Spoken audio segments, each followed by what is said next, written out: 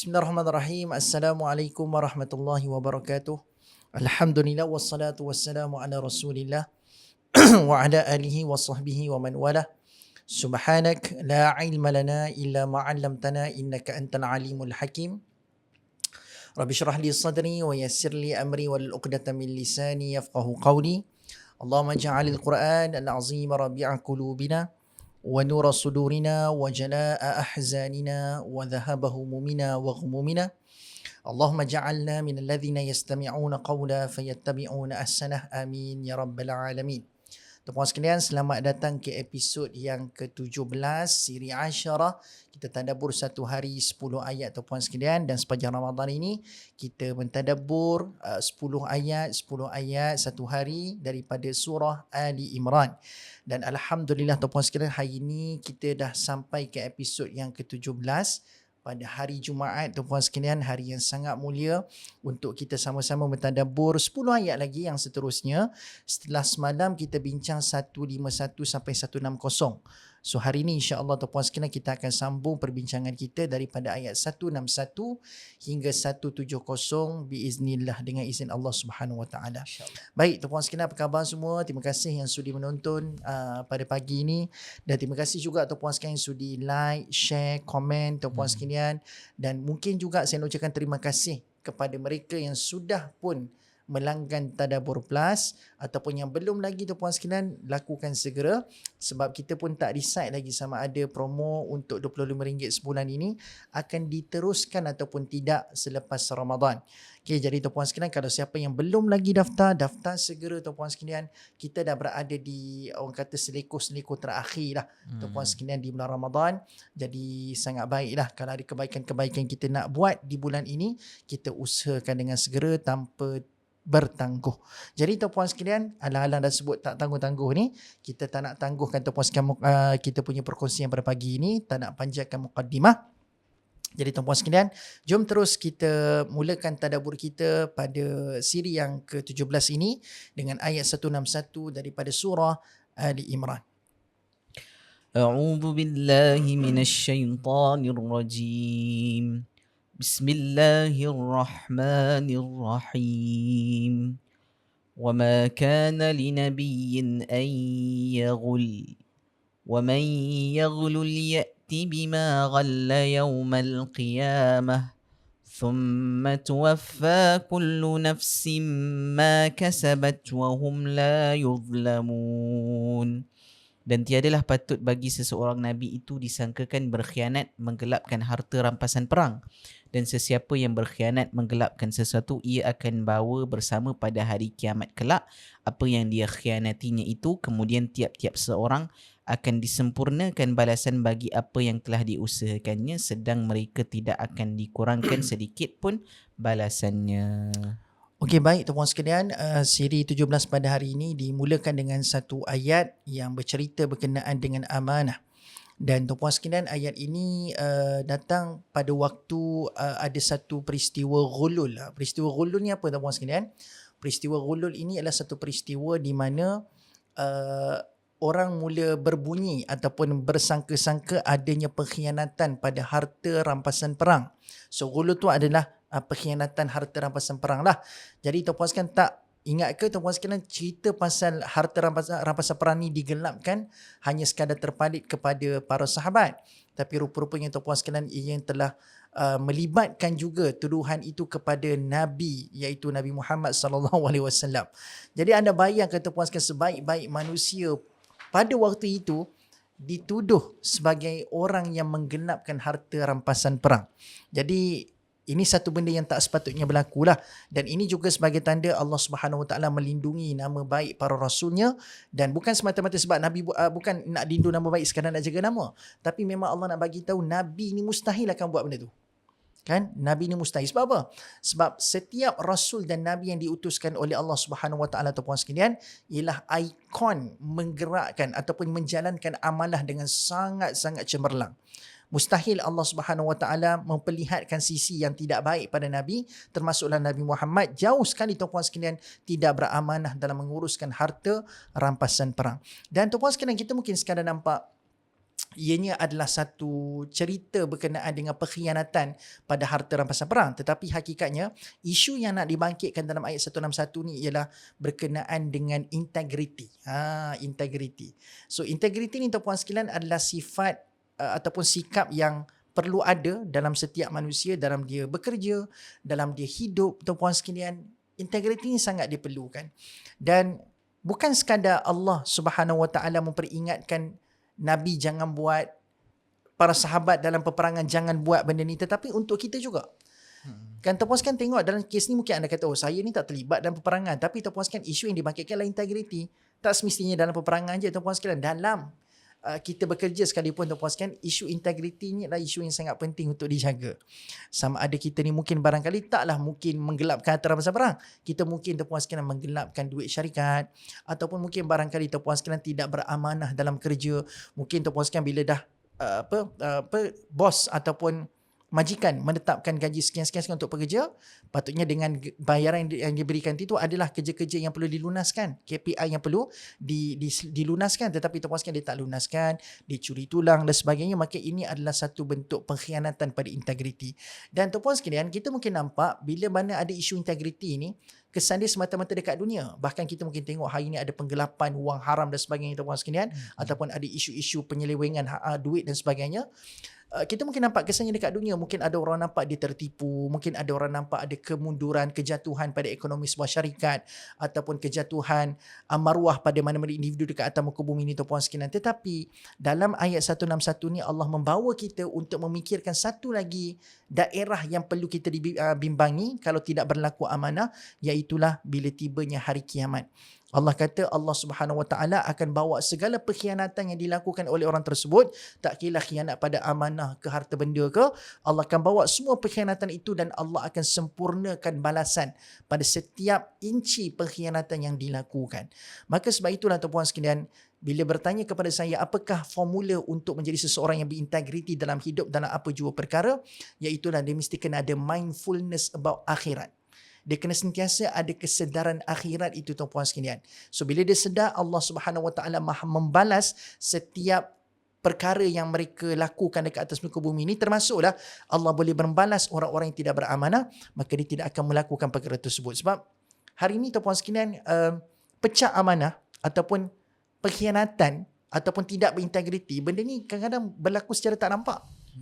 Sebab itulah hari ni kalau ada orang, kalau benda tu ditampakkan tuan-puan sekalian, orang semua macam dia akan trigger. Sebab banyak kes-kes pecah amanah ataupun pengkhianatan pada amanah ni tuan-puan sekalian berlaku secara tertutup.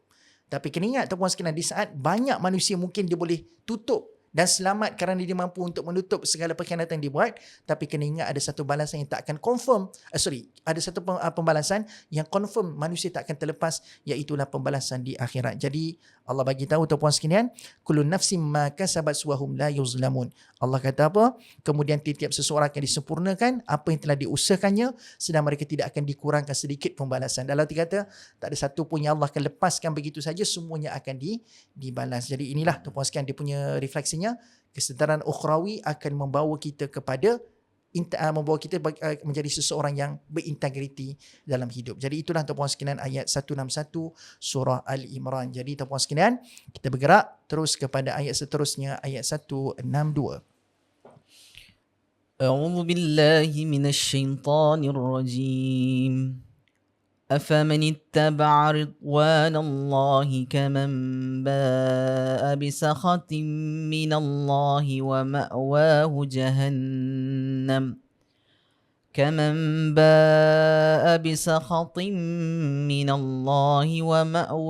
جهنم وبئس المصير. Adakah orang yang menurut keredaan Allah itu sama seperti orang yang kesudahannya mendapat kemurkaan dari Allah, sedang tempat kembalinya ialah neraka Jahannam dan itulah seburuk-buruk tempat kembali. Baik. Jadi ayat ke-162 ini adalah ayat sambungan kepada apa yang Ustaz jelaskan dan juga ringkaskan sebentar tadi, iaitu antara persoalan yang kita sering perlu ada di minda kita adalah, adakah benar-benar aku meraih redha Allah ataupun aku sedang mengejar dunia? Okay? Dan pada waktu yang sama bila kita nak meraih redha Allah Subhanahu Wa Taala, peribadi kita yang kita tidak boleh nak buang ataupun sesuatu yang sangat sinonim dengan orang-orang yang sentiasa mahu memperoleh redha Allah Subhanahu Wa Taala adalah orang yang integriti. So sebab itulah bila mana kita mahu menjadi seorang yang integriti bukanlah disebabkan orang, tetapi of course seorang Muslim itu apabila ada sifat integriti, dia nak mendapatkan satu perkara yang lebih besar daripada redha manusia. Okay, manusia mungkin cakap, oh kamu ni integriti, kamu ni hebat dan sebagainya. Itu kata-kata manusia. Yes, dia akan memberikan efek yang positif kepada kita. Namun yang lebih besar daripada itu bukanlah kita melakukan integriti itu disebabkan manusia semata-mata. Andai kata kita lakukan integriti ataupun bersifat integriti, amanah dan sebagainya itu disebabkan manusia, kalau tak ada manusia kita akan buat sebaliknya, betul tak? Maka dekat sinilah orang yang beriman sebenar-benar sedang mahukan satu perkara, iaitu ridwanullah, keredaan Allah Subhanahu Wa Taala, yang bukan sekadar keredaan Allah Subhanahu Wa Taala ni hanya bagi kepada dia di dunia, tetapi of course orang yang menjaga integriti, amanah, yang sentiasa ada mindfulness tentang duit dan juga sesuatu pekerjaan yang dia sedang lakukan itu ada efek dia bukan sekadar di dunia tetapi sudah semestinya di hari akhirat kelak. Maka Allah Subhanahu Wa Taala juga memberitahu kepada kita ada perbezaan antara orang yang ridwanullah dan juga bisakhati minallah, yang mendapatkan kemurkaan Allah Subhanahu Wa Taala, kerana sudah semestinya tempat orang yang dimurkai oleh Allah Subhanahu Wa Taala adalah tempat ataupun dipanggil sebagai Jahannam, dan itu merupakan tempat yang sangat-sangat buruk. Orang mengatakan, Ustaz, kalau kita nak masuk neraka Jahannam, bukan kita lah, kita tak nak masuk neraka Jahannam, tapi ada orang cakap, oh masuk neraka Jahannam ni orang-orang yang bunuh je, orang-orang yang buat dosa besar. Tapi tanpa kita sedari, antara dosa besar juga adalah apabila kita mengkhianati amanah ataupun tanggungjawab yang telah diberikan oleh orang lain kepada kita. Dan perkara ini juga boleh berlaku kepada kita yang mungkin memegang amanah, contohnya di masjid, di surau-surau kan, tanpa sedari ada juga duit yang sepatutnya dinilai dengan integriti kan, diaudit dengan integriti, ada isu kan. Siap masuk SPRM lagi kan isu tersebut. So kita kena berhati-hati. Kita kena, bila kita nak dapatkan keredaan Allah, bukan sekadar kita nak dapatkan keredaan Allah itu untuk habuan dunia, tak. Kita nak dapatkan keredaan Allah kerana yang pertama kita nak elakkan daripada menjadi orang yang dimurkai oleh Allah Subhanahu Wa Taala, dan juga kita takut kita akan masuk ke dalam neraka, iaitu neraka Jahannam kan. So ini adalah satu wake up call bagi kita semualah, iaitu integriti ni bukan main-main, amanah ini bukan main-main. Dan mereka yang mungkin mahu melakukan perkara-perkara yang boleh mengakibatkan amanah itu disalahgunakan, maka ingatlah ayat ini kerana ia merupakan ayat yang penting. Pada akhirnya kita mahukan redha Allah bukan redha manusia, kerana redha manusia tidak kekal. Dan juga pada waktu yang sama kita perlu menjadi orang yang beramanah, kerana orang yang tidak amanah, orang yang sentiasa mengkhianati amanahnya akan mendapat balasan yang sangat-sangat buruk, dan sudah semestinya dia akan mendapat tempat kembali yang seperti mana yang diberitahu, iaitu wabisal masir, buruk-buruk tempat kembali, iaitu Jahannam itu sendiri. Wallahu alam. Okay, itu ayat 162. Baik, alhamdulillah tuan-puan sekalian. Jadi pentinglah tuan-puan sekalian, kita ni Allah so fikir sama ke keadaan orang yang turut keredaan Allah dengan orang yang sedang menuju kemurkaan Allah. So hakikatnya memang takkan sama tuan-puan sekalian, sebab orang yang mendapat redha ni dia akan ada satu brand dia akan ada trademark dia yang sinonim dengan diri dia. Antaranya ialah dia tak akan buat benda yang Allah tak suka, termasuklah dalam mengkhianati amanah. Baik tuan-puan sekalian, untuk nak dapatkan lagi jawapan lanjut kenapa tak sama itu, kita kena tengok tuan-puan sekalian ayat 163. A'udzu billahi minasy syaithanir rajim. Bismillahirrahmanirrahim. Hum darajatun 'indallah wallahu basirun bima ya'malun.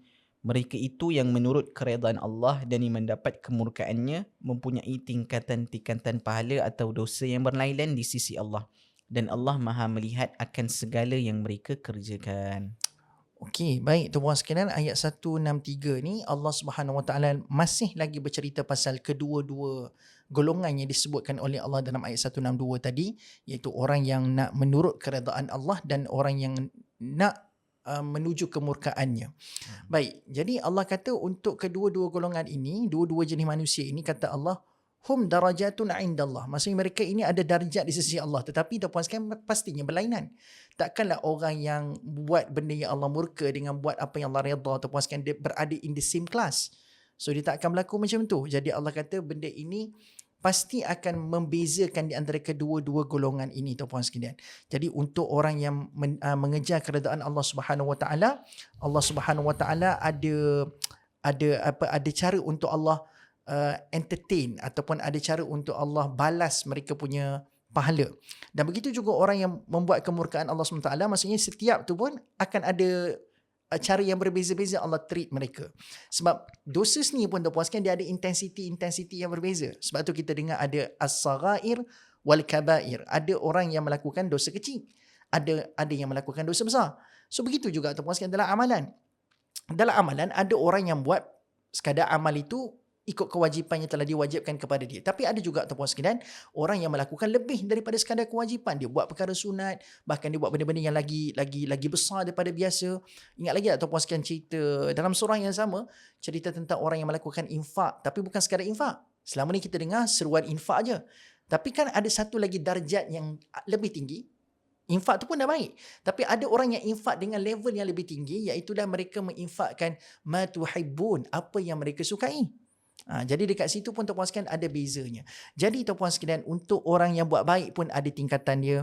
Dan berbeza-beza cara layanan dan cara Allah membalasnya. Begitu juga orang yang buat buruk ada tingkatannya dan berbeza cara Allah membalasnya. Ini membuktikan tuan-puan sekalian keadilan Allah Subhanahu Wa Taala. Dan kenapa Allah boleh begitu adil kepada manusia dengan setiap intensiti itu ada balasan yang tepat untuk orang tersebut? Sebab penutup ayat ni kata Allah, wallahu basirum bima ya'malun. Sebab Allah bukan sekadar tahu apa yang kita buat, tapi Allah kata aku always see, aku sentiasa tengok dalam pemerhatian aku belaka setiap tindak tanduk yang dilakukan oleh kamu. Dalam arti kata tuan-puan sekalian, Allah bukan kata dia macam ada setengah orang tu dia macam tengok sekilas pandang, tengah buat kerja. Contohlah datang office, tuan-puan sekalian, semua datang office, semua tengah duduk dekat meja kerja, tengah nampak macam buat kerja. Dia macam tengah buat kerja. Lepas tu dia pun tengok semua tengah tengok laptop, bos tengok semua tengah tengok laptop, okey kata semua tengah kerja. Tapi basir ni maksudnya tuan-puan sekalian, dia bukan tengok asal-asal nampak je, tetapi dia tengok betul ke tidak orang tu buat kerja. Dia tengok apa kerja yang dilakukan. So detail. So Allah Subhanahu Wa Taala bukan tengok secara rambang, tapi Allah tengok setiap inci satu persatu perbuatan yang dilakukan oleh manusia. Sebab itu Allah Subhanahu Wa Taala boleh membezakan darjat-darjat setiap orang-orang yang melakukan kebaikan dengan intensiti tertentu, dan Allah boleh membalas setiap orang yang melakukan kejahatan dengan intensiti tertentu dengan balasan yang sangat tepat. Jadi ini satu kalau refleksinya lah tuan-puan sekalian, kalau dari sudut kebaikan takkan kita nak sekadar ya Allah pandang aku dengan darjat yang low class, bukan low class, buat baik ni semua high class tuan-puan sekalian, tapi asal biasa-biasa je lah, asal dapat okey, dapat pahala sikit pun okey lah. Kalau boleh kita tak nak jadi orang yang sebegitu. Kalau boleh tuan-puan sekalian, biarlah kalau kita nak dilihat oleh Allah, aku nak persembahkan sesuatu yang Allah akan lihat aku tinggi dan lebih daripada biasa. So ini motivasi kita, sebab Allah membalas dengan sangat adil. Jadi takkanlah kita nak sekadar biasa-biasa, mesti kita nak luar biasa. Ada perak, ada emas. Tuan-puan sekalian nak apa? Mesti nak emas. Kan? Jadi itulah bezanya tuan-puan sekalian. Jadi inilah antara pengajaran kita boleh dapat. Dan Allah nak bagi tuan-puan sekalian, kalau kaitkan dengan ayat sebelum ni, memang tak patut pun kamu fikir Nabi Muhammad tu songlap duit ataupun selewing duit ataupun khianat pada harta rampasan. Sebab kamu sendiri tahu Nabi ni bukan bila buat baik itu buat level biasa-biasa. Nabi ni ada di kelas yang tersendiri. Pasti Allah SWT juga akan melindungi nabi-nabinya, tuan-puan sekalian. Itu antara benda yang kita boleh pelajari lah. Sebab di kelas yang berbeza ni, tuan-puan sekalian, level of treat pun akan berbeza. So inilah tuan-puan sekalian pengajaran daripada ayat 163. Sekarang kita berpindah ke ayat seterusnya, ayat 164. Bismillahirrahmanirrahim. لقد من الله على المؤمنين إذ بعث فيهم رسولا من أنفسهم يتلو عليهم آياته ويزكيهم ويعلمهم الكتاب والحكمة وإن كانوا من قبل لفي ضلال مبين.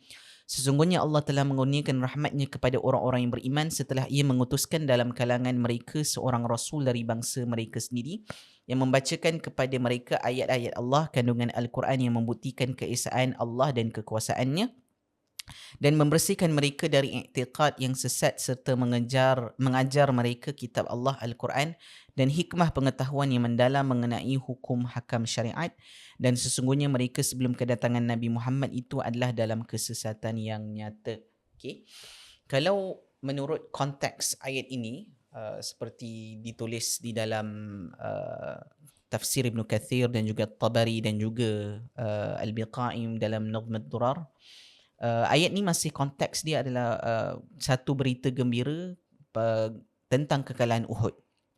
Kan, sebab antara cara Allah Subhanahu Wa Taala mahu memberikan glad tidings, kegembiraan kepada umat-umat Islam adalah untuk umat Islam itu sendiri pada waktu itu lihat juga apa yang telah dikurniakan, yang ada, yang pada waktu itu mereka nampak, iaitu laqad mannallahu 'alal mu'minin, dan kami telah mengurniakan. Manna ni kalau dia berasal perkataan manana, sesuatu perkara yang kamu nak sangat-sangat, dan perkara itu kalau kamu tak nak sangat pun, perkara itu Allah akan bagi juga disebabkan ini merupakan rahmat yang sangat-sangat kamu perlukan.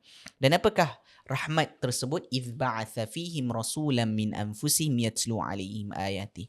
Ketika mana kami telah mengutuskan rasul kepada kamu, okay? Iaitu merujuk kepada orang-orang beriman sebelum mereka didatangi oleh Nabi SAW.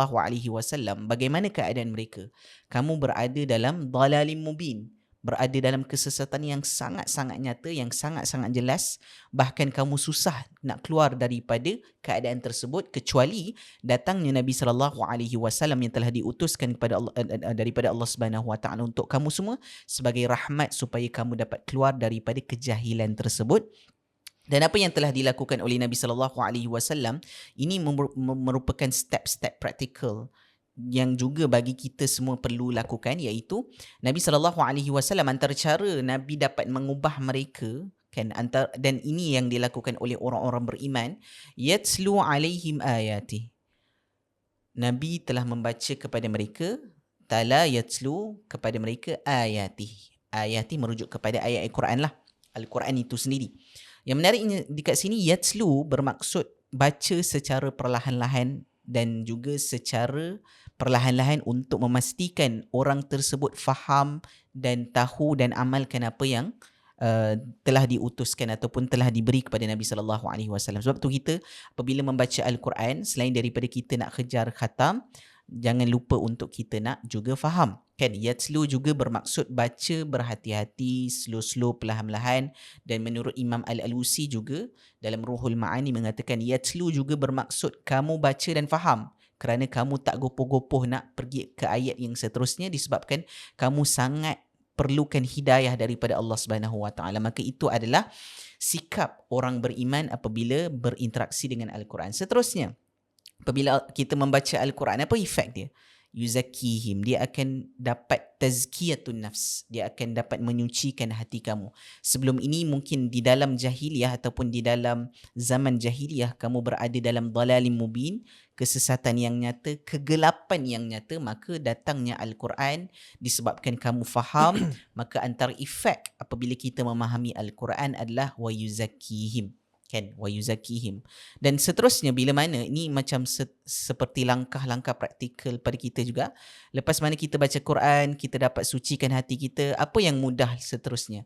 Wa yu'allimuhumul kitab wal hikmah. Kita akan mudah untuk belajar ataupun meresap pelajaran daripada Al-Quran itu sendiri. Dan antara perkara yang kita akan beroleh adalah hikmah Al-Quran itu sendiri. Hikmah bermaksud sesuatu yang membawa kita untuk mengawal diri kita, dan disebabkan kita faham, kan kadang-kadang ada orang baca Al-Quran, dia faham, tetapi adakah itu membawa kepada hikmah, membawa kepada cara dia hidup dan juga cara dia kawal diri walaupun banyak cubaan yang berlaku dalam dunia ataupun di dalam kehidupan kat dunia ini, namun dia dapat mampu untuk mengawal diri dia kerana dia ada kehikmahan. Maka dekat sini apakah cara untuk kita nak aplikasikan ayat ini dalam kehidupan? Yang pertama sekali adalah kita sentiasa perlu menghargai sunnah Nabi sallallahu alaihi wasallam. Sebab antara rahmat Allah Subhanahu Wa Taala kepada mereka adalah apabila Nabi diutuskan, maka kita juga untuk kita nak dapatkan rahmat Allah Subhanahu Wa Taala selain daripada kita berinteraksi dengan Al-Quran, kita juga perlu belajar sunnah Nabi sallallahu alaihi wasallam, belajar hadis dan juga mengamalkan sunnah harian baginda, dan ini perkara yang penting untuk kita mendapatkan rahmat Allah Subhanahu Wa Taala. Seterusnya, antara perkara yang kita perlu lakukan adalah sentiasa menyucikan hati kita. Sama ada melalui bacaan Al-Quran, zikir, taubat, lagi-lagi pada bulan Ramadan ni, kita bukan sekadar mengejar untuk apa yang aku lakukan, tapi apa yang aku rasa, apa yang hati kita rasa setelah melakukan ibadah tersebut. Maka kita perlu menyucikan hati kita, dan seterusnya, untuk kita nak dapatkan pemahaman yang lebih jelas supaya kita keluar daripada dhalalim mubin, seperti mana orang mukmin sebelum mereka memeluk Islam berada di dalam dhalalim mubin, apa yang kita perlu lakukan? Perlulah menuntut ilmu, terutamanya ilmu Al-Quran, ilmu hadis, ilmu syariat, kan? Kerana ia dapat memandu kita dan memberi kehikmahan kita dalam kehidupan kita. Okay?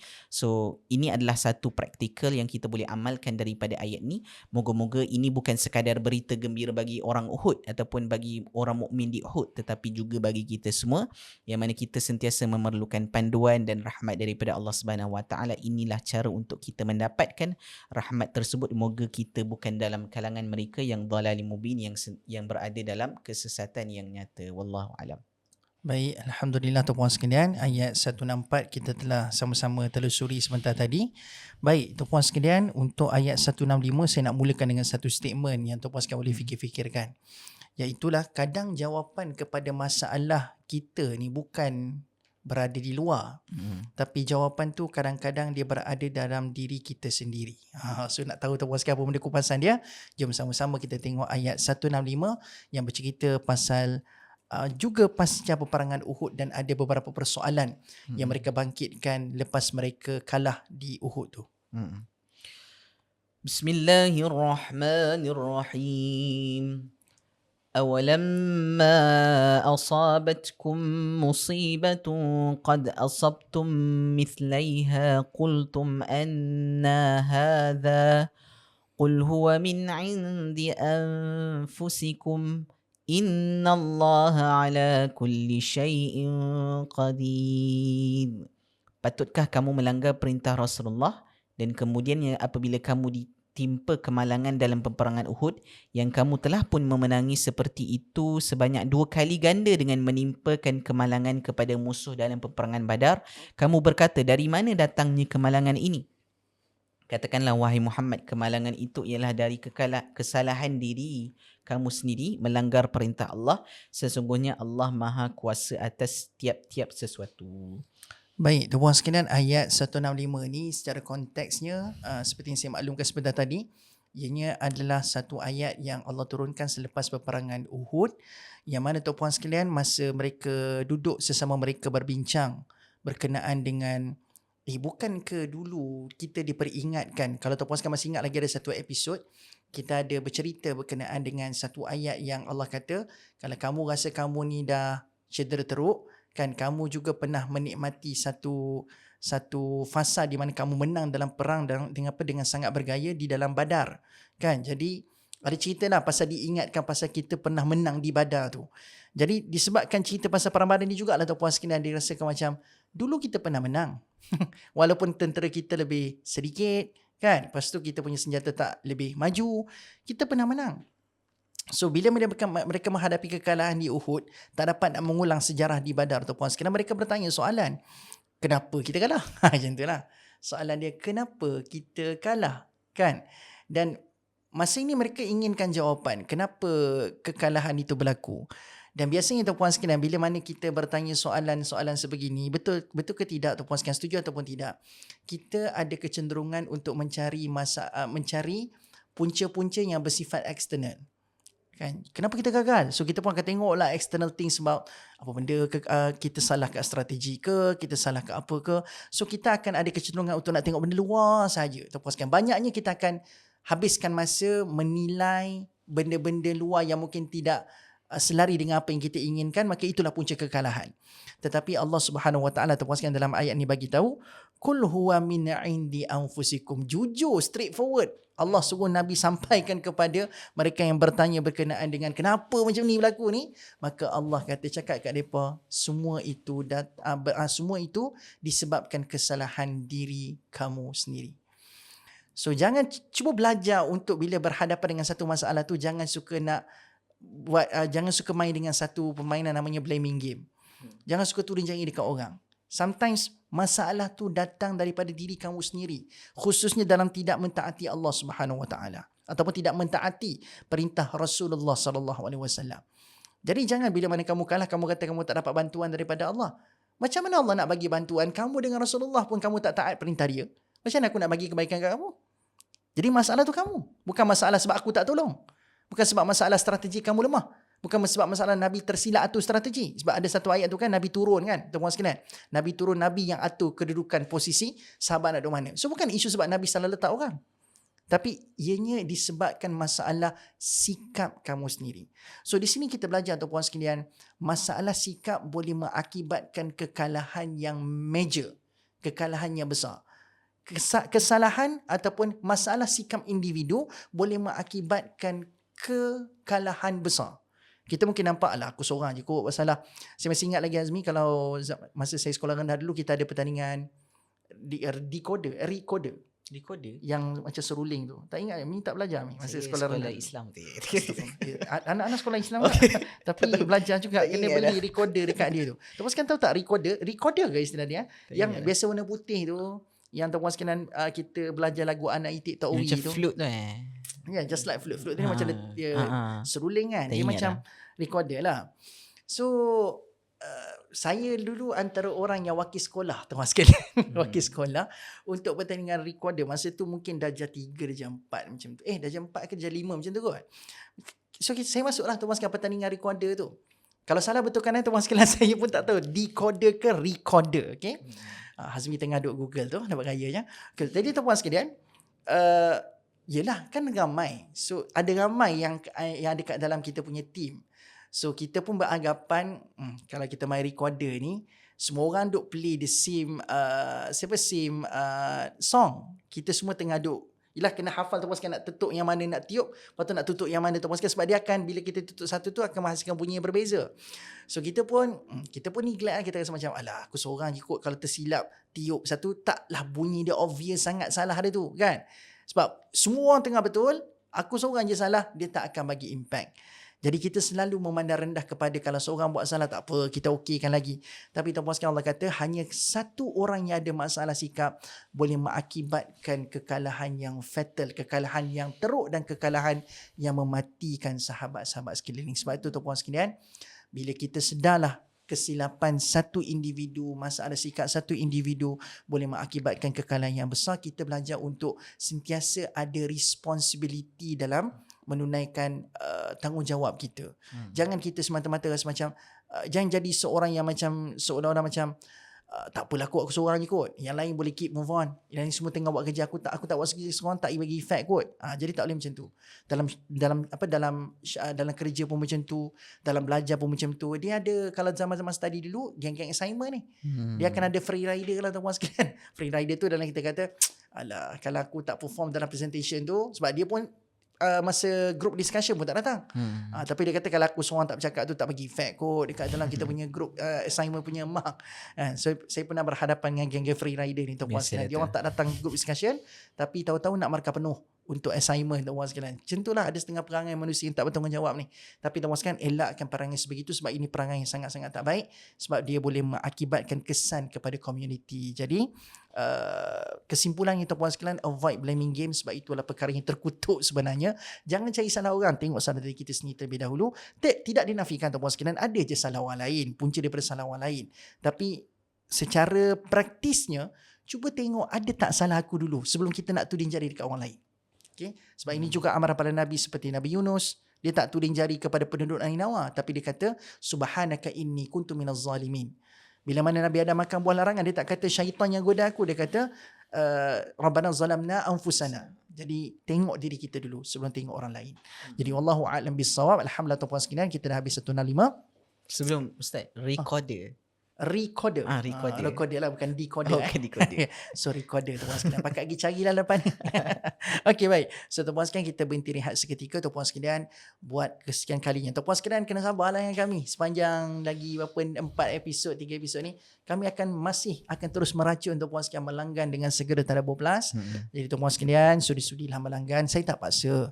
Tapi tuan-puan sekalian, saya nak kalau boleh apa yang kami usahakan ini dapat sampai ke ramai masyarakat Malaysia dan mengambil manfaat daripadanya. Sebab tuan-puan sekalian, Tadabbur Plus ni dibina, dibangunkan tuan-puan sekalian dengan penuh cabaran, dan saya harapkan tuan-puan sekalian sekalian boleh sama-sama sokong kami dengan melanggan Tadabbur Plus. Sebab saya tahu ada yang macam tak apalah, kami seorang-seorang dah download cukup lah, nanti kami share account lah. Tuan-puan sekalian, tak, dia memang kalau boleh, kalau ada 5 orang, bolehlah kalau ada share sama family. Tapi try lah 2 orang ke 3 orang subscribe. Okey juga kan, supaya kita boleh berkongsi. Ajak sepupu sepapat tuan-puan sekalian, jom kita langgan Tadabbur Plus. Sebab ada banyak lagi pengisian lain.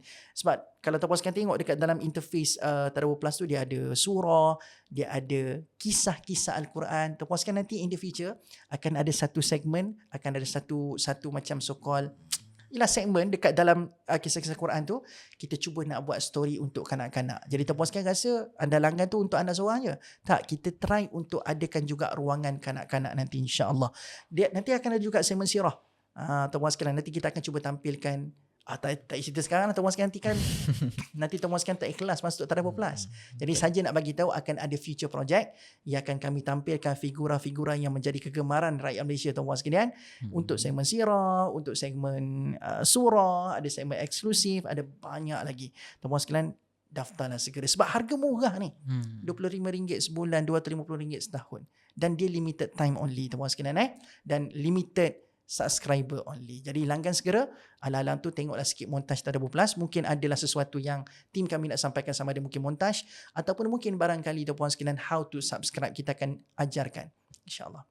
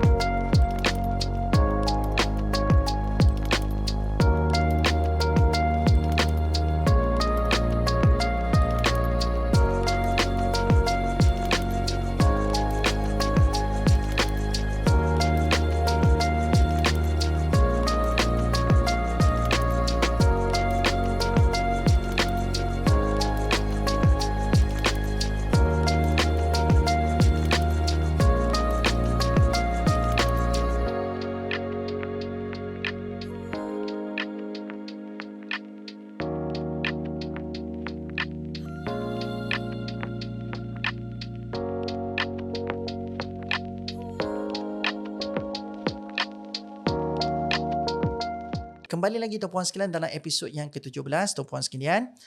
Kalau tuan-puan sekalian rasa macam, kalau contohlah tadi tuan-puan sekalian dah tengok macam mana cara melanggan tu, rasa payah benar, macam biasalah tuan-puan sekalian. Saya dah hafal nombor ni, anda pun kena hafal nombor ni.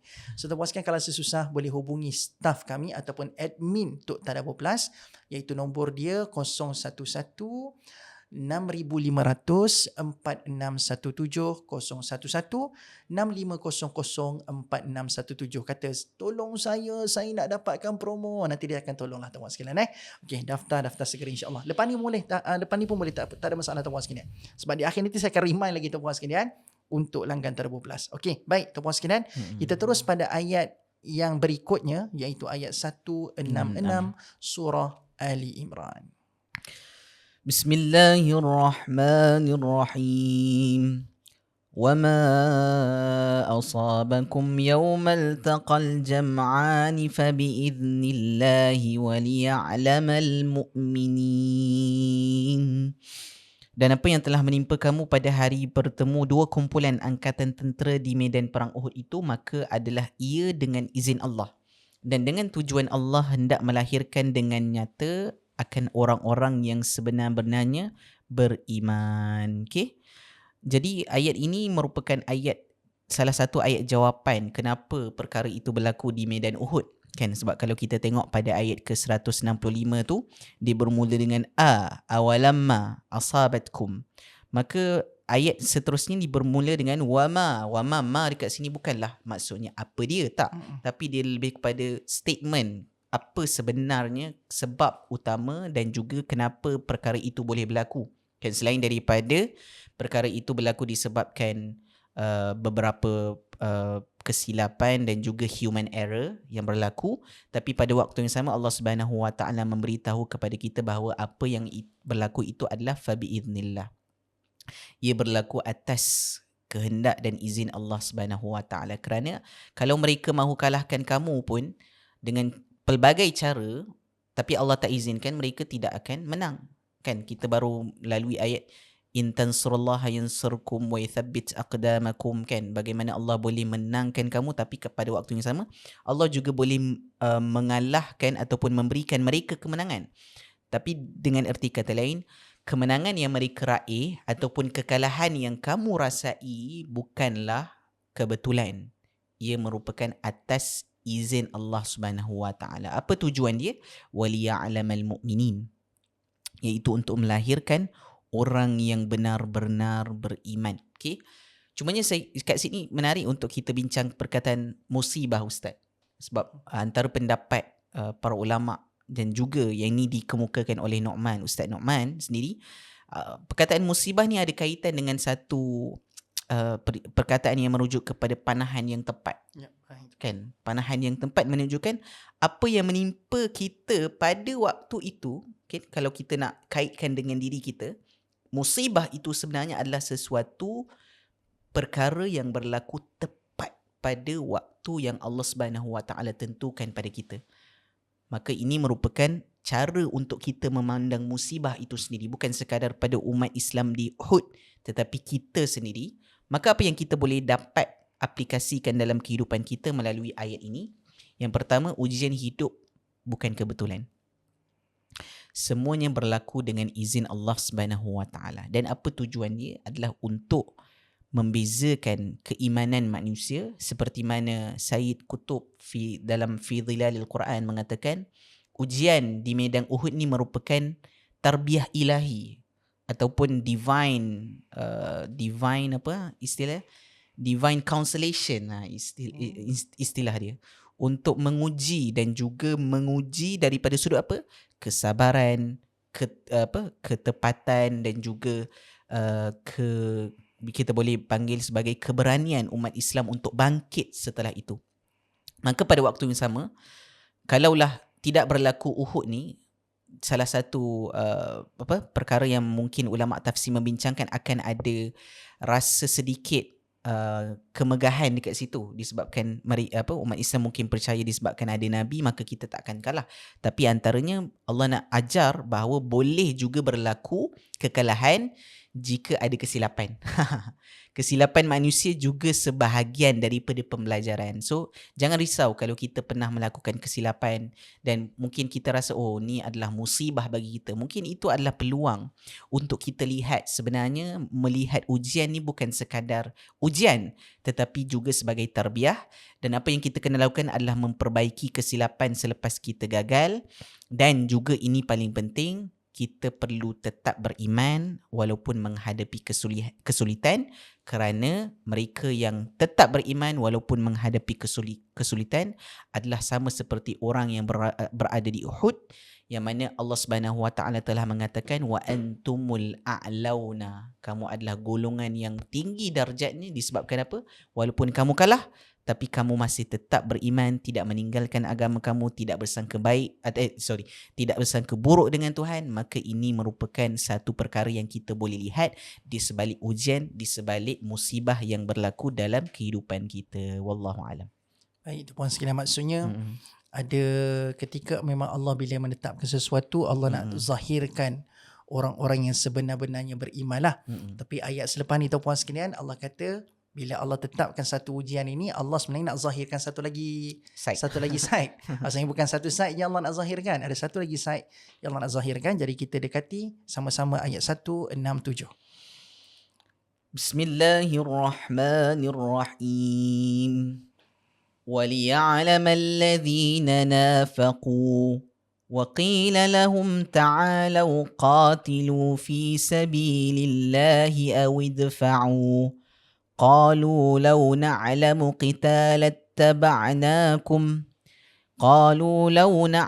قِتَالًا لَاتَّبَعْنَاكُمْ هُمْ لِلْكُفْرِ يَوْمَئِذٍ أَقْرَبُ مِنْهُمْ لِلْإِيمَانِ يقولون بأفواههم ما ليس في قلوبهم والله أعلم بما يكتمون.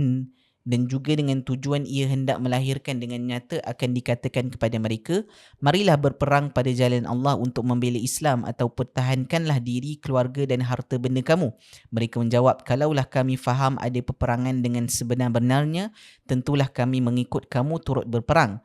Mereka ketika mengeluarkan perkataan itu lebih dekat kepada kufur dari dekatnya kepada iman. Mereka selalu menyebut dengan mulutnya apa yang tidak ada dalam hatinya, dan ingatlah Allah Maha mengetahui akan apa yang mereka sembunyikan. Okey, baik tuan sekalian, kalau tadi Allah bagi ketentuan kepada Uhud itu untuk menzahirkan orang beriman, tetapi ada satu lagi tuan sekalian, Allah tetapkan sesuatu yang berlaku di Uhud tu untuk nak zahirkan satu lagi puak, namanya puak-puak munafik. Okay, jadi Allah nak tampilkan, Allah nak zahirkan siapa ni geng-geng munafik ni. Sebab apa tuan-puan sekalian? Allah kata sebelum peperangan Uhud, tuan-puan sekalian, bila mana dibunyikan semboyan peperangan Uhud dan katanya akan ada peperangan, tuan-puan sekalian, geng-geng munafik kata, dan konteks ayat ni tuan-puan sekalian, kata mufassir antaranya Ibnu Kathir dan At-Tabari mengatakan ayat ni merujuk kepada Abdullah bin Ubay bin Salul. Bila mana tuan-puan sekalian dikatakan akan ada peperangan, Abdullah bin Ubay ni tuan-puan sekalian, dekat mulut dia akan selalu mengatakan, oh kalau kami tahulah ada peperangan ni, kami pasti akan menyertainya. Lebih kurang macam itulah. So kita ni pun kalau tuan-puan sekalian jumpa orang geng-geng macam ni, oh kalau adalah perjuangan ke apa, kami akan bersama-sama menjadi tulang belakang, frontliner untuk gerakan tersebut. Kita pun bila dengar tu kita rasa confident. Kita rasa macam, ush, ini geng-geng yang memang orang kata apa, pemberani. Mungkin barangkali dialah benteng kepada agama kita. Tetapi tuan-puan sekalian, hakikatnya Allah Subhanahu Wa Taala mengetahui apa yang ada dalam hati Abdullah bin Ubay bin Salul, dan Allah pun menyebutkan hum lil kufr. Allah kata kata-katanya itu walaupun dekat luaran tu kita dengar macam baguslah dia ni nak pergi berjihad, dia nak pergi berperang. Tapi Allah kata dalam hati mereka tu, dia punya perkataan itu mendekati kekufuran berbanding mendekati keimanan. Maksudnya apa tuan-puan sekalian? Dalam hati mereka ni sebenarnya tak nak pergi perang pun. Dan memang ternyata tuan-puan sekalian, dalam peperangan Uhud ni apa yang berlaku? Abdullah bin Ubay bin Salul lah orang yang telah menghasut orang-orang jangan ikut dalam peperangan Uhud ni. Nak katanya masa mula-mula depan orang ramai, depan khalayak, masa dikatakan akan ada peperangan, dia kata kami akan berjihad, kami akan turut serta. Tapi dialah orang yang menghasut orang untuk back off dari peperangan Uhud. See? Jadi Allah Subhanahu Wa Taala kata jangan kita terpedaya dengan mudah kata-kata orang yang mungkin dilihat bersemangat. Ini tidaklah bermaksud kita ni kena bersangka buruk dengan orang. Tapi Allah kata mungkin pada awal kamu tak akan kenal orang-orang macam ni, tapi kamu akan dapat lebih kenal mereka bila kamu dah menghadapi satu kepayahan pada benda yang kamu usahakan. Dia macam ni lah geng-geng, kalau kita nak relate dengan situasi sekarang. Pernah tak contoh ada geng-geng yang macam, contohlah company nak buat satu projek, contoh. Tiba-tiba tuan-tuan sekalian masa awal-awal tu, oh projek ni saya akan turut serta ni, akan turut serta ni. Tiba-tiba masa projek tu nak bergerak, tuan-tuan sekalian, dia pun dah mungkin menghidu something yang macam tak baik akan berlaku, dia pun back off. Kan dia back off. Dan memang ternyata terpuaskan projek tu tak berjaya sebagai contoh. Lepas habis perang Uhud tu, perang Uhud pula, lepas habis projek tu, temuan sekalian, tiba-tiba dia datang, kan aku dah cakap, gitu. Pernah dengar tak geng-geng macam ni? Kan? Yang macam, mula-mula masa nak buat tu, kita akan sokong. Tapi bila something yang dia harapkan tu tak menjadi, dia pun cakap, kan aku dah cakap. Macam itulah. Lebih kurang macam itulah terpuaskan. Masa tu kita akan nampak siapakah yang benar-benar ikhlas ataupun siapakah yang berdusta dalam kata-katanya. Padahal masa awal tu sebelum nak menggerakkan tu dia kata I'm with you. Tapi bila something bad happen tuan-puan sekalian, dia pun kata aku dah cakap benda ni tak akan berjaya. Tiba-tiba dia jadi orang yang bermuka-muka dan melarikan diri daripada dipalitkan kesalahan tu atas diri dia. Jadi ini tuan-puan sekalian sikap orang munafik. Ketahuilah tuan-puan sekalian, walaupun dia boleh menipu orang lain secara zahir, tapi Allah masih memberitahu kepada kita semua dalam ayat yang ke-167 ini, penutupnya, wallahu a'lamu bima yaktumun. Sesungguhnya Allah itu maha mengetahui apa yang kamu sembunyikan. Sebab apa tindakan mereka tadi kan menyembunyikan. Kan? Mereka nak sembunyikan kebencian mereka terhadap perintah perang itu. Tapi dia orang bermuka-muka dengan mengatakan, kami akan turut serta dalam peperangan. Bukankah ini ciri-ciri orang munafik? Jadi tuan-puan sekalian, orang munafik ni kena hati-hati sebab kita tak akan mudah dapatkan pasti dia. Tapi mungkin akan ada satu ketika Allah bagikan tanda-tandanya untuk kita mengenal pasti siapakah orang munafik. Dan salah satunya ialah, cuba tengok. Allah kata kenal mereka ni waktu bila? Lepas ke sebelum? Lepas. Sebelum tu mungkin tak kenal tuan-puan sekalian siapa munafik. Tapi lepas perang Uhud barulah kenal, dia ni munafik rupanya. Macam tu. Okay, jadi tuan-puan sekalian, jauhilah kita sifat munafik kerana ianya adalah satu bentuk penzahiran yang sangat-sangat kita sangat-sangat yang tak baik lah tuan-puan sekalian. Kalau boleh, kalau kita nak dizahirkan, biarlah kita dizahirkan di kalangan orang-orang yang beriman, bukan dizahirkan tergolong dalam golongan orang-orang yang dibenci ataupun orang-orang munafik. Jadi itulah pengajaran ayat 167 surah Al-Imran. Sekarang kita bergerak terus kepada ayat yang seterusnya, ayat 168. Bismillahirrahmanirrahim. الذين قالوا لإخوانهم وقعدوا لو أطاعونا ما قتلوا قل فادرءوا عن أنفسكم الموت إن كنتم صادقين. Mereka lah juga yang mengatakan tentang hal saudara-saudaranya yang telah terbunuh di medan perang Uhud, sedang mereka sendiri tidak turun berperang. Kalaulah mereka taatkan kami turut menarik diri, tentulah mereka tidak terbunuh. Katakanlah, wahai Muhammad, jika demikian, hindarkanlah maut dari diri kamu jika betul kamu orang-orang yang benar. Okay? So, ayat ni menarik sebab dia adalah satu ungkapan yang sangat-sangat, dia macam tadi, kan aku dah cakap tu. Kan aku cakap tu. Dan antara cara Allah Subhanahu Wa Taala nak gambarkan sebab apa mereka ni bukan sekadar tak nak turut berperang, tapi mereka ni duduk relax. Sebab perkataan waqa'adu dekat sini digunakan, qa'ada kita tahu adalah duduk. Memang dia orang duduk je tengok kan. Dan kita ada orang-orang macam ni, ketika orang bertungkus lumus untuk melakukan macam kita dah plan banyak kan, lepas tu tukar lumus. Dan mungkin ada dalam kalangan kita yang melihat umat Islam yang berperang ataupun kalau bincang secara geopolitik, mereka berada dalam dunia mereka sendiri. Mereka tak sedar apa sebenarnya realiti yang berlaku di medan perang kan. Apa kesusahan yang umat Islam terpaksa hadapi, kenapa kan. Maka ada juga golongan-golongan ini yang mana mereka waqa'adu. Dan bukan sekadar itu, mereka bukan sekadar duduk, tapi banyak pula cakap lau ata'una ma qutilu. Ni antara ungkapan lau ni, seperti mana kita tahu ada satu hadis Nabi sallallahu alaihi wasallam yang tidak bagi umat Islam itu, seorang muslim itu sentiasa mencakap lau, kalaulah kan, sebab benda itu tidak boleh dipatah balik, kecuali kalau memang kita, maksudnya kalau kita buat postmortem dan sebagainya adalah untuk kita tambah baik. Tapi kalau kita cakap kalau kita buat lepas ni macam mana, tak, kita kena fokus on the next ataupun future.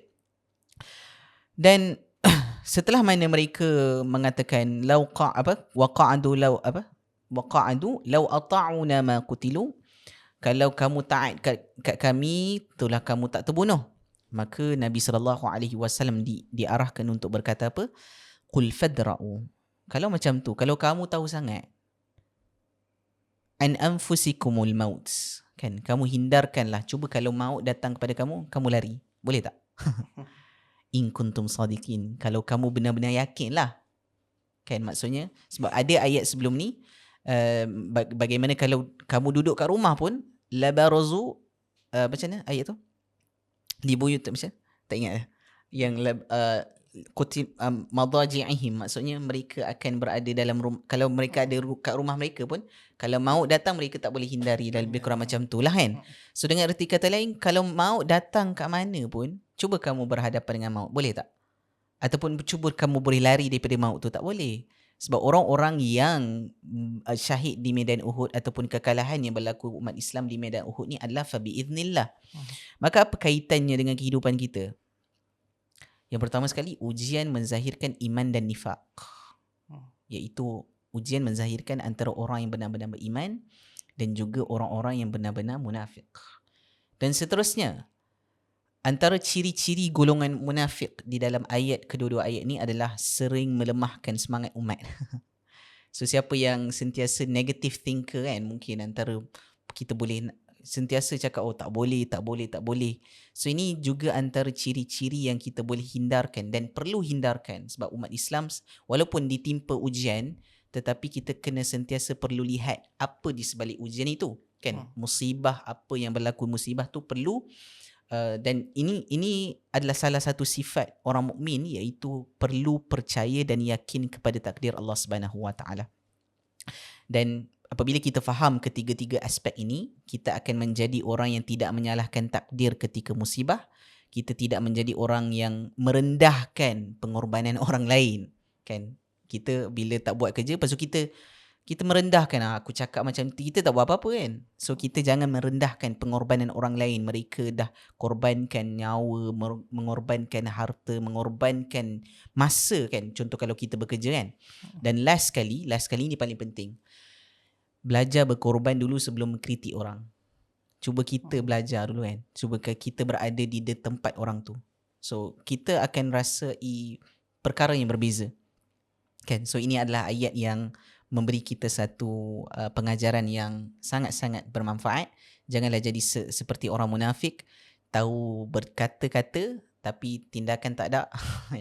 Maka kita jadilah orang yang benar-benar faham tentang kenapa musibah itu berlaku, sudah semestinya mahu menguji kita. Dan biarlah apa orang lain kata, kerana mereka tidak ada apa-apa pengorbanan dan juga tidak ada apa-apa perkara yang bermanfaat bagi kita, kita teruskan kehidupan kita dan kita percaya bahawa setiap perkara yang berlaku ada hikmahnya. Wallahu alam. Okay, itu ayat 168. Okay. Baik, terima sekalian. Sebab tu kita jangan memperlekehkan orang punya usaha tu puan sekalian, sebab yelah kita ni kadang-kadang kita nampak orang tu dah banyak buat benda yang baik, tapi hanya kerana satu kesilapan kita terus bunuh, kita terus just vanishkan kebaikan-kebaikan yang lain tu. So ini adalah perangai yang tak sepatutnya berlaku. Kalau tuan sekalian masih ingat lagi pada perbincangan episod semalam, kita ada sebut tentang kenapa Nabi diminta untuk berlemah lembut dengan pemanah-pemanah Uhud. Sebab apa? Sebab kebaikan yang mereka dah buat tu lagi besar daripada kesilapan yang dia buat. So jangan hukum dia kerana satu kesilapan, sedangkan ada banyak kebaikan yang kamu perlu hargai. So ada kesilapan yang boleh kita sama-sama perbaiki, yang tu kita kena berlapang dada. Tapi apa pun kita tak boleh nak menafikan kebaikan orang. Itu adalah sikap yang sepatutnya kita semua kena ada lah. Dan tambah-tambah tuan-puan sekalian, yang mereka sedang duk bincangkan sekarang ini ialah pasal kehilangan sahabat-sahabat sebanyak 70 orang ni. Pasal kematian mereka, kesyahidan mereka. Dan mereka nampak itu adalah satu bentuk keburukan. Ya betul, tuan-puan sekalian, kekalahan, kematian sahabat-sahabat itu satu benda yang buruk. Tapi Allah membawa another side yang menampakkan rupa-rupanya ada satu benda yang kita kena syukuri juga untuk sahabat-sahabat kita yang syahid ni. Sebab kita nampak dia macam mati dan dia akan tinggalkan kita. Tapi cuba tengok ayat 169, Allah buat new perspektif tentang orang yang mati dalam peperangan ni. Jadi jom kita tengok ayat 169. Bismillahirrahmanirrahim. ولا تحسبن الذين قتلوا في سبيل الله أمواتا بل أحياء عند ربهم يرزقون. Dan jangan sekali-kali engkau menyangka orang-orang yang terbunuh yang gugur syahid pada jalan Allah itu mati. Mereka tidak mati, bahkan mereka adalah hidup secara istimewa di sisi Tuhan mereka dengan mendapat rezeki. Baik tuan-tuan dan puan-puan sekalian, seperti yang saya sebut tadi, Allah membawa new perspektif terhadap kematian ataupun kesyahidan sahabat-sahabat Nabi yang berada di Uhud. Ialah mereka panas berbincang tentang Uhud ni sekian dan diletakkanlah sebagai asbab perbincangan itu adalah kerana sebab ramai yang mati. Tapi tuan-puan sekalian, Allah bagi tahu wala tahsabanna alladziina qutilu fi sabilillahi amwata. Jangan kamu sangka orang-orang yang dah terbunuh dalam medan jihad itu mati. Allah kata. Sebab kamu mungkin nampak jasadnya sudah terkujur layu, ada yang putus jari, ada yang putus tangan, ada yang berlumuran dengan darah. Allah nak kita semua melihat mereka sebagai orang yang tidak mati sebenarnya. Bahkan Allah kata memang diorang tak mati. Bal ahya, bahkan Allah sambung lagi dengan hakikatnya bahkan mereka ialah orang yang hidup dengan cara yang istimewa. Terpuaskan jangan faham ayat ni literally. Sebab takut ada yang jenis bila ambil ayat ni terus dia kata aku tak nak move on dengan orang yang meninggal dunia yang syahid. Terpuan sekalian, Yahya Sinwar dah syahid, kan? Syah Ahmad Yasin dah syahid. Terpuan sekalian, itu adalah orang yang dah memang pergi, terpuan sekalian, meninggalkan dunia. Tetapi terpuan sekalian, tidak mati dekat sini bermaksud semangat. Obor perjuangan mereka yang mereka barakan dalam diri mereka, tuan-puan sekalian, tidak pernah mati. Sebab itu kalau kita nak relate, tuan-puan sekalian, dengan apa yang berlaku di Palestin, kenapa sampai hari ini, tuan-puan sekalian, masih lagi ada orang yang menyambut baton perjuangan yang telah dimulakan satu ketika dahulu. Tidak lain tidak bukan, tuan-puan sekalian, sebab mereka mewarisi obor perjuangan itu. Walaupun jasad orang itu telah mati, tuan-puan sekalian, tetapi semangat itu akan disambung, semangat itu akan diambil untuk diwarisi, untuk dilepaskan atau untuk dipaskan kepada generasi seterusnya. Dan itulah cara, tuan-puan sekalian, walaupun jasadnya sudah tidak ada, walaupun sudah meninggalkan dunia, tapi dia masih hidup dengan cara yang istimewa. Dengan arti kata semangatnya dia, telah dipindahkan, semangatnya telah dialirkan kepada generasi yang baru. Saya masih lagi terkesan dengan siapa ni yang wartawan, siapa nama dia? Allah nama tak terkeluar. Yang Yang wartawan Ah. Palestin tu, tuan-puan sekalian, yang syahid. Saya rasa tuan-puan sekalian, Omar siapa dah? Nanti Azmi tolong carikan kejap. Dia adalah wartawan yang dengan dia punya bantuan ni, tuan-puan sekalian, kita dapat banyak maklumat, tuan-puan sekalian, berkenaan dengan Palestin, dan dia adalah seorang yang sangat berani, tapi akhirnya telah dibunuh oleh Saleh Al-Jafarawi. Ja'farawi. Ya, betul. Inilah yang dimaksudkan. Jadi tuan-puan sekalian, cuba tengok. Dalam ada satu footage yang dikeluarkan, tuan-puan sekalian, sebelum dia syahid. Bukanlah betul-betul sebelum. Tetapi tuan-puan sekalian, dia ada sebut dalam video-videonya, dia kata apa? Kenapa dia hari ini berani tegak berdiri untuk menyampaikan berita yang sah, yang sahih daripada bumi Palestin, bumi Gaza. Sebab dia kata apa? Kalau aku mati sekalipun, nanti ada orang yang akan mengambil baju ni. Dia tunjuk. Kan dia ada pakai baju press tu kan, tuan-puan sekalian, baju wartawan tu. Dia kata apa? Aku tak ada, tapi baju ini akan membawa semangatku dan akan diturunkan kepada generasi seterusnya. Bila dengar statement tu, tuan-puan sekalian, dia goosebump tau. Dia macam, that's how Allah membuktikan ayat ini benar. Jangan kamu sangka orang yang meninggal dunia, mati dalam medan jihad itu mereka mati, tapi hakikatnya bal ahya, mereka hidup dengan cara yang istimewa di sisi Allah Subhanahu Wa Taala dengan mendapat rezeki. Cuba terfikir, kenapa tiba-tiba penutup ayat ni Allah kata inda rabbihim yurzaqun? Kenapa Allah kata mereka hidup dengan cara yang istimewa dan mereka mendapat rezeki-rezeki? Sebab apa? Sebab bila mana perjuangan itu telah mereka turunkan kepada generasi baru dan ada generasi baru yang menyambung perjuangan mereka, pahala itu tidak akan berhenti mengalir kepada dia. Yurzaqun dekat sini, tuan-puan sekalian, salah satu maksudnya ialah disebabkan ada yang dia telah mulakan dan ada orang yang menyambung apa yang dimulakan, tuan-puan sekalian, maka itulah rezeki yang tak putus. Bayangkan dia dah mati, patutnya tak boleh buat apa-apa dah. Tetapi masih lagi ada jariah yang dia dapat terima dekat dalam alam barzah, sebagai tanda mereka telah memulakan kebaikan dan ada yang menyambungnya. Maka sebab itulah tuan-puan sekalian, pada hari ini jangan berhenti buat baik, jangan kekok untuk memulakan sesuatu kebaikan, sebab kita tak tahu tuan-puan sekalian sejauh mana kebaikan kita tu akan pergi. Mungkin kita akan meninggalkan dunia tuan-puan sekalian, bukan mungkinlah, kita satu hari nanti akan meninggalkan dunia, tapi kita nak kalau boleh bila kita mati nanti, dalam kubur kita nanti, ada je pahala yang masih lagi masuk walaupun jasad dah tak mampu nak bergerak apa-apa ketika itu. Jadi tuan-puan sekalian, Allah bawa ni perspektif. Jangan kamu berduka cita sangat, wahai orang-orang yang beriman. Ya, semua orang berhak bersedih kerana kehilangan sahabat, kehilangan ahli keluarga. Macam Nabi sendiri, kehilangan ahli keluarganya tuan-puan sekalian, namanya Hamzah. Nabi hilang pakcik Nabi tuan-puan sekalian, Hamzah. Tapi jangan kamu berduka cita sangat, sedangkan mereka ini di sisi Allah Subhanahu Wa Taala, inda rabbihim yurzaqun. Bersedih boleh, tapi kamu kena bersyukur sebab mereka mendapat satu bentuk kemuliaan yang sangat diinginkan oleh orang yang turun di medan jihad, namanya syahid. Ini satu fadilat dan ganjaran yang sangat besar tuan-puan sekalian. Jadi tuan-puan sekalian, dalam satu perkara yang kita nampak pada satu musibah yang kita lalui dalam hidup, ini mungkin refleksinya, satu musibah yang kita lihat depan mata kita tuan-puan sekalian, jangan kita sekadar nampak itu adalah perkara yang menyedihkan semata-mata, tapi ada satu sisi pandang lain, satu sisi pandang yang lain tuan-puan sekalian, sekiranya kita redha, ada kebaikan di sebalik musibah yang kita lalui. Dan mudah-mudahan dengan kesabaran itu Allah memberikan kita yurzaqun, rezeki yang tidak disangka-sangka dan istimewa daripada sisinya, insya-Allah. Jadi wallahu a'lam bishawab tuan-puan sekalian untuk ayat ke-169.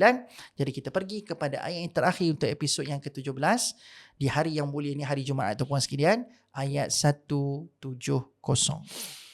Bismillahirrahmanirrahim. فرحين بما آتاهم الله من فضله ويستبشرون بالذين لم يلحقوا بهم من خلفهم ألا خوف عليهم ولا هم يحزنون. Dan juga mereka bersukacita dengan kurniaan Allah, balasan mati syahid yang telah dilimpahkan kepada mereka, dan mereka bergembira dengan berita baik mengenai saudara-saudaranya orang-orang Islam yang sedang berjuang, yang masih tinggal di belakang, yang belum mati dan belum sampai kepada mereka, iaitu bahawa tidak ada kebimbangan dari berlakunya kejadian yang tidak baik terhadap mereka dan mereka pula tidak akan berduka cita. Okey. Ayat yang cantik untuk pengakhiran episod kita pada kali ini. Moga-moga ayat ini juga memberikan motivasi kepada kita bagaimana Allah Subhanahu Wa Taala memberikan gambaran, perasaan dan juga nikmat yang Allah Subhanahu Wa Taala kurniakan kepada para syuhada. Okey, apakah perasaan mereka? Farihina bima atahumullahu min fadlih. Mereka akan berasa sangat-sangat gembira. Okay, farah juga bermaksud satu kegembiraan yang kita tak boleh nak gambarkan, kan? Kalau kat dunia ni banyak sangat kegembiraan yang kita tak boleh gambarkan. Contohnya seorang tu mungkin apabila gagal beberapa kali, apabila mendapatkan keputusan yang baik ataupun kemenangan, selepas gagal mungkin 10 kali, didapat satu kemenangan tu dah boleh dipanggil sebagai orang yang farhan, kan? Orang yang sangat-sangat gembira, kan? Sebab itu juga dengan orang-orang yang berada di syuhada ataupun berada di syurga, yang dalam kalangan para syuhada, mereka akan merasai farihin, sangat-sangat gembira dengan apa? Bima atahumullah min fadlih, dengan apa yang telah dikurniakan oleh Allah Subhanahu Wa Taala kepada mereka. Dan apa yang berlaku juga, wa yastabshirun, mereka juga gembira pada waktu yang sama, billadzina lam yalhaqu bihim, mereka tak sabar nak menantikan saudara-saudara mereka yang masih ada di dunia, terutamanya para pejuang Uhud yang belum lagi syahid, kan? Mereka sentiasa menantikan lam yalhaqu bihim min khalfihim, yang belum join, okay? Join mereka, dan mereka akan rasai satu nikmat yang hanya mereka yang berada di syurga sahaja yang akan rasai nikmat ini, iaitu la khaufun alaihim wala hum yahzanun. Saya ada tulis satu buku di antara ketakutan dan kesedihan adanya Tuhan, dan antara salah satu ayat yang dalam buku tersebut kupas adalah ayat ini, betapa pentingnya untuk kita melihat perkataan la khaufun alaihim walahum yahzanun merupakan puncak kepada kegembiraan seorang Muslim. Kerana apa? Kerana di dunia kita akan merasai dua emosi ini yang sering menyebabkan kita boleh berada dalam fasa yang rendah, kan, iaitu yang pertama khauf, yang kedua yahzanun. Okay, khauf ni merujuk kepada sesuatu ketakutan, dan ketakutan adalah berlaku pada waktu depan. Kan kita takut nak pergi kerja sebab apa? Sebab tak tahu apa yang berlaku esok. Kenapa kita takutkan kematian? Kerana kita tak tahu bila akan berlaku kematian pada masa depan.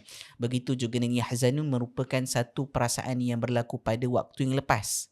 Tapi di dalam ayat ni garanti Allah Subhanahu Wa Taala bagi pejuang Uhud yang telah mati syahid, mereka bukan sekadar bergembira dapat syurga, bukan sekadar gembira untuk menantikan kawan-kawan mereka, tetapi disebabkan Allah telah menghilangkan kedukaan, iaitu kesedihan yang berlaku. Kerana apa? Kerana apabila berlakunya peperang Uhud dan akhirnya peperang Uhud, iaitu post perang Uhud, sahabat-sahabat diselindungi dengan ataupun diliputi dengan kesedihan yang teramat sangat. Maka Allah Subhanahu Wa Taala beritahu selain daripada mereka hidup, mereka tak sedih. Mereka sangat gembira dalam syurga itu disebabkan itulah janji Allah Subhanahu Wa Taala. Maka apa yang kita perlu lakukan? 3 perkara. Yang pertama, pengorbanan di jalan Allah Subhanahu Wa Taala tidak sia-sia. Mesti ada ganjarannya. Dan ganjaran syahid membawa satu ganjaran yang besar, dan kita sebagai orang beriman perlu sentiasa ada harapan ataupun ada semangat, walaupun kita boleh bila-bila masa sahaja menghadapi kematian, dan sudah semestinya kita mahukan kematian yang sentiasa menghidupkan kita, iaitu kematian syahid. Dan ini untuk kita semualah, kan? Apabila kita baca ayat ni bukan sekadar untuk umat Islam di Uhud. Kita sentiasa perlu menghargai pengorbanan para syuhada. Kerana tanpa mereka mungkin kita tidak mendengar cerita-cerita kehidupan mereka, sebab para syuhada juga adalah role model untuk kita, kan? Apa yang telah mereka lakukan, apa yang telah mereka tinggalkan, yang sampai ke tahap mereka mampu untuk berdepan dengan kematian yang mungkin bagi kita, kalau kita sendiri mungkin belum lagi at that level, kan? Contoh seperti Saleh Al-Ja'farawi itu, kan, apa yang dilakukan sebelum tu memberikan inspirasi dan motivasi buat kita. Dan kita perlu, apabila membaca kisah-kisah syuhada ni, kita perlu menguatkan iman untuk kehidupan kita di akhirat, terutamanya kita mahukan syurga. Dan pada akhirnya last sekali adalah kerana cerita ini berkaitan dengan orang yang munafik dengan orang-orang beriman, maka orang-orang beriman mereka tidak berjuang demi dunia, tidak berjuang demi nama, tetapi mereka akan berjuang di jalan Allah Subhanahu Wa Taala dengan penuh keikhlasan kerana mahu mendapatkan thawabal akhirah, iaitu ganjaran di hari akhirat kelak. Wallahu alam, itu sahaja. Baik, alhamdulillah tuan sekian banyak cerita tentang syahid kita bincang pada hari ini. Banyak juga cerita pasal bagaimana Allah menguji manusia, menzahirkan mana yang beriman, mana yang munafik, tuan sekalian. Jadi banyak benda kita belajar pada hari ini. Satu harapan saya tuan sekalian, mudah-mudahan di episod yang ke-17 ini tuan sekalian sudah banyak manfaat yang kita perolehi daripada surah Al-Imran ini. Dan pastinya tuan sekalian kita akan nampak pada surah-surah yang panjang sebegini ada banyak dan bermacam-macam Allah sentuh dan perihal-perihal yang boleh kita ambil perhatian. Dan tuan sekalian, saya harapkan dengan 3 lagi episod yang berbaki, 3 lagi 3 lagi episod yang berbaki, which mean hari Isnin, hari Selasa, hari Rabu. Jadi hari Rabu tu pun sekarang merupakan episod yang terakhir untuk siri Asyarah kita di bulan Ramadan ni. Saya tak buat lah, kita plan memang tak buat pun sampai di hari terakhir, yakni hari Jumaat. Tapi tuan sekalian, yelah, mudah-mudahan mungkin ada yang 18 bulan tu mungkin dah on the way balik ke kampung dah kot. Mesti. Kan 18 tu on the way balik kampung dah. Tapi kalau tuan sekalian nak balik kampung hari tu pun, alang-alang tu dengar lah sekejap, kot lah masa tu pagi lepas subuh ke gerak tuan sekalian, pukul 9.30 pagi tu, dengar lah sekejap Asyarah ni. So episod yang terakhir tu, dan alang-alang tuan sekalian, sekadar tu lah, saya memang agak sikit sentimental lah tuan sekalian, sebab untuk menjayakan siri ni tuan sekalian, rupanya untuk in one month ni, dalam sebulan ni, memang menuntut kita untuk konsisten, kena sentiasa peruntukkan masa, berikan masa untuk Quran, untuk buat kajian tuan sekalian, untuk buat pembacaan. Kadang-kadang tuan puan sekalian bila time mari tak ready tu, Hazmi selalu dah tengok saya bila dah balik satu program tu, tiba-tiba balik tu dalam keadaan macam ada benda lagi yang macam tak berapa kemas ni. Kadang-kadang dah duduk kat sini tuan puan sekalian, tiba-tiba kata sabar lu. Tunggu lu. Macam study macam nak kena kemas lagi. Sampai at the last moment pun tuan puan sekalian kita masih lagi dalam keadaan kena prepare dengan baik. Jadi tuan puan sekalian, menghampiri 3 episod yang berbaki ni agak sentimental sikit untuk saya, tapi tuan puan sekalian doakan kami berbaki 3 episod ni dapat dijayakan sehinggalah ke akhirnya, dan mudah-mudahan banyak manfaat. Dan akhirnya tuan puan sekalian, jangan lupa langgan Tadabbur Plus tuan puan sekalian. Okay, tuan puan sekalian, sementara harga masih lagi murah, dan saya harapkan tuan puan sekalian menjadi antara subscriber terawal lah untuk Tadabbur Plus, menikmati segala hidangan tadabbur. Mudah-mudahan yang sistematik tuan puan sekalian di aplikasi sana, dan ajak yang lain untuk turut serta melanggan. Kalau tuan puan sekalian masih lagi ada problem, nak tahu ke tak tahu ke susah ke, hubungilah nombor ni. Rasanya dah kali berapa saya ulang dah ni tuan puan sekalian. 011 sama mi? Apa? 6,000. 6,54617. Tengok dia kena terjah. Sekali lagi tuan puan sekalian, 0116500417. Kata saya nak tahulah apa package yang ada, boleh tanya apa-apa pun tuan puan sekalian. Saja nak tapi jangan saja bersimbah lah, sebab ada banyak lagi customer yang kami nak kena entertain. Tiba-tiba nama awak siapa? Janganlah macam tu. Okay? Jangan kita bersimbah kosong lah. Okay, baik. Terima kasih semua. Minta maaf segala salah silap dari pihak kami. Aqulu qawli hadza wa astaghfirullahal azim li wa lakum. Terima kasih semua yang menonton, yang share, yang like dan komen dan notakan. Assalamualaikum warahmatullahi. Berjumpa pada Isnin depan untuk 3 episod yang terakhir. Isnin, Selasa dan Rabu. Assalamualaikum.